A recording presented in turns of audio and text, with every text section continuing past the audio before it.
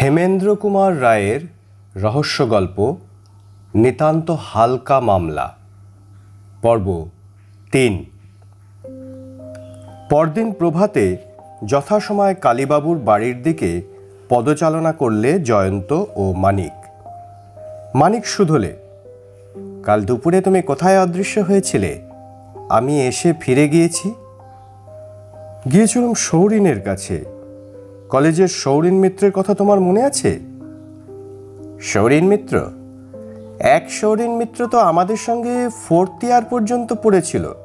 তুমি কি তার কথা বলছো? হ্যাঁ, সেই। আমি জানতুম সৌরিনের এক ভাই বারিন দ্বিতীয় মহাযুদ্ধের সময় সৈন্যে যোগ দিয়ে উত্তর আফ্রিকায় গিয়েছিল। তার সঙ্গেই ছিল আমার দরকার। মানিক বিস্মিত স্বরে বললে, তার সঙ্গে তোমার কি দরকার থাকতে পারে?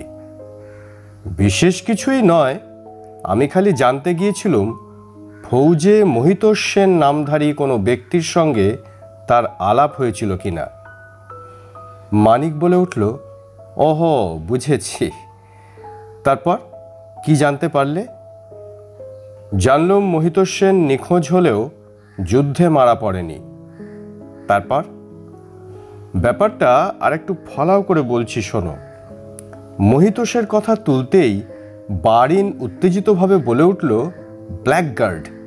সে ভারতের বাইরে বাঙালির নাম ডোবাতে চেয়েছিল। আমি বললুম, কেন? বারিন বললে, লড়াই শুরু হতেই সে যুদ্ধক্ষেত্র থেকে কাপুরুষের মতো পালিয়ে গিয়েছিল। প্রথমে এটা জানা যায়নি, তাই তার নাম বেরিয়েছিল নিখোঁজদের তালিকায়। তারপর সব কথা প্রকাশ পায়। তাকে নিয়ে খোঁজাখুঁজি চলে, কিন্তু তার নাগাল পাওয়া যায় না। ধরা পড়লে ডিজার্টার বলে সামরিক আদালতে নিশ্চয়ই তার কঠিন শাস্তি হতো। বুঝেছ মানিক? এতদিন পর সেই বীরপুরুষই দুষ্ট গ্রহর মতো আবির্ভূত হয়েছেন বেচারা কালীবাবুর ভাগ্য গগনে।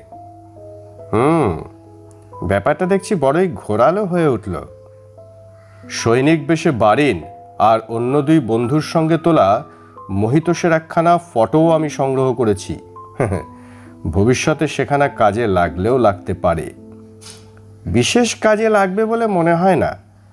ভারত আজ স্বাধীন, আর মোহিতোষ ছিল ইংরেজ আমলের সেপাই। ডিজার্টার বলে এখন কেউ তাকে গ্রেপ্তার করতে চাইবে কি? বোধহয় না। আর সেই জন্যই তো এতদিন পরে এই কাপুরুষ আত্মপ্রকাশ করতে সাহসী হয়েছে। কিন্তু একটা প্রশ্নের জবাব খুঁজে পাচ্ছি না। আত্মপ্রকাশ করতে উদ্যত হয়েও সে নিজের ঠিকানা আর হাতের লেখা লুকোতে চায় কেন? ঠিক বলেছ, এর মধ্যে যেন কোনো শয়তানির ইঙ্গিত পাওয়া যায়। এখন একথা চাপা দাও। এই আমরা কালীবাবুর বাড়ির কাছে এসে পড়েছি।